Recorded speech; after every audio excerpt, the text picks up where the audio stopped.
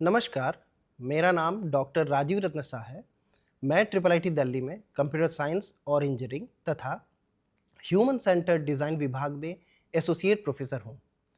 मुझे यह बताते हुए अत्यंत प्रसन्नता हो रही है कि एनपीटीईएल के माध्यम से ह्यूमन कंप्यूटर इंटरैक्शन एससीआई पर आधारित यह पाठ्यक्रम अब मैं हिंदी में प्रस्तुत कर रहा हूँ। यह पाठ्यक्रम पहले अंग्रेजी भाषा में पिछले सत्र में इंट्रोड्यूस किया गया था, जिसमें 10,000 से भी ज़्यादा छात्रों ने पार्टिसिपेट किया और उसका लाभ उठाया। अब हम इसे हिंदी में प्रस्तुत करके अधिक छात्रों तक पहुंच बनाने का प्रयास कर रहे हैं। एससीआई एक बहुविषयी क्षेत्र है जो कंप्यूटर विज्ञान, मनोविज्ञान, डिज़ाइन तथा इंजीनियरिंग को जोड़ता है, ताकि ऐसी प्रणालियाँ विकसित की जा सकें जो कि मनुष्यों और तकनीकी प्रणालियों के बीच प्रभावी और सहज संवाद को बनाए। एससीआई का मुख्य उद्देश्य है ऐसी तकनीकी का डिज़ाइन करना जो कि उपयोग में आसान, सभी के लिए सुलभ और प्रयोगकर्ता की आवश्यकताओं के अनुरूप हो। एससीआई में इंटरैक्शन का अर्थ है मनुष्य और कंप्यूटर के बीच की परस्पर क्रिया, जैसे मोबाइल पर टैप करना, माउस या कीबोर्ड का प्रयोग करना, टच स्क्रीन पे स्क्रॉल या वॉइस कमांड देना। इन सभी क्रियाओं के माध्यम से उपयोगकर्ता सिस्टम से संवाद करता है और अपने कार्य को कंप्लीट करता है। प्रस्तुत पाठ्यक्रम के माध्यम से हम यह जानने का प्रयास करेंगे कि इन इंटरैक्शन को और भी प्रभावी और मानव केंद्रित कैसे बनाया जा सकता है। इस पाठ्यक्रम में कुल 12 सप्ताह हैं, जिसमें हम एससीआई की बुनियादी सिद्धांतों और उन्नत तकनीकों का अध्ययन करेंगे। इसमें सप्ताहवार इन मुख्य विषयों का हम अध्ययन करेंगे। प्रथम सप्ताह में हम एससीआई का परिचय देंगे। इस सप्ताह में हम एससीआई के इतिहास, महत्व और उसके बहुरूपी स्वरूप को समझेंगे।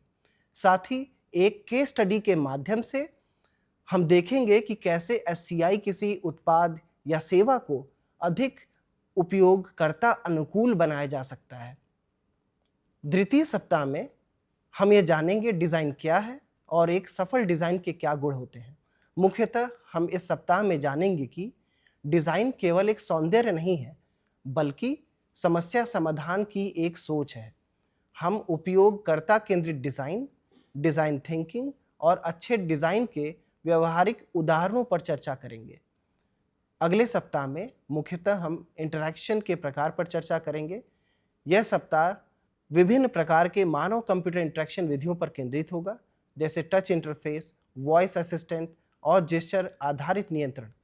हम इनके उपयोग, लाभ और चुनौतियों को भी समझेंगे। अगले सप्ताह में हम इंटरफेस डिज़ाइन और यूज़र एक्सपीरियंस के सिद्धांत पर चर्चा करेंगे। इस सप्ताह में उपयोगकर्ता अनुभव, यूज़र एक्सपीरियंस के मूल सिद्धांतों जैसे उपयोगिता, सहजता और सौंदर्य को समझेंगे।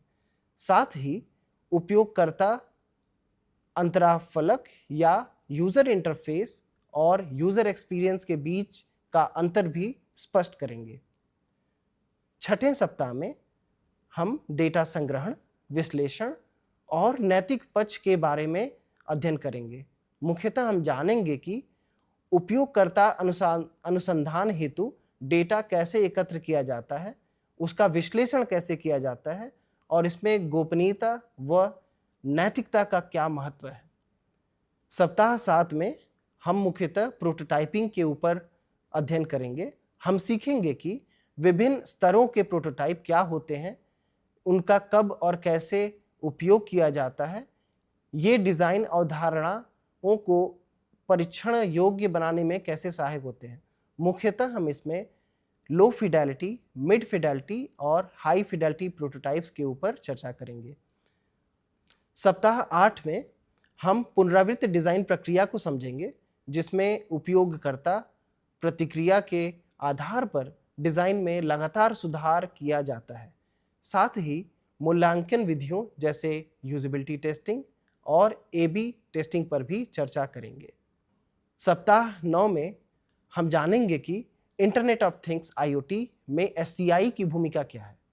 हम स्मार्ट होम्स, पहनने योग्य उपकरणों और सेंसर आधारित इंटरफेस के व्यवहारिक उदाहरणों पर भी चर्चा करेंगे।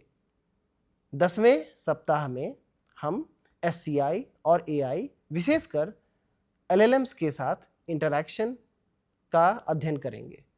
हम यह समझेंगे कि कैसे कृत्रिम बुद्धिमत्ता AI और विशेष रूप से बड़े भाषा मॉडल्स जैसे LLMs SCI को कैसे प्रभावित कर रहे हैं, जैसे कि चैटबॉट्स, कोड जनरेशन और प्राकृतिक भाषा आधारित इंटरफेस कैसे होते हैं और इनकी भूमिका इसमें क्या है।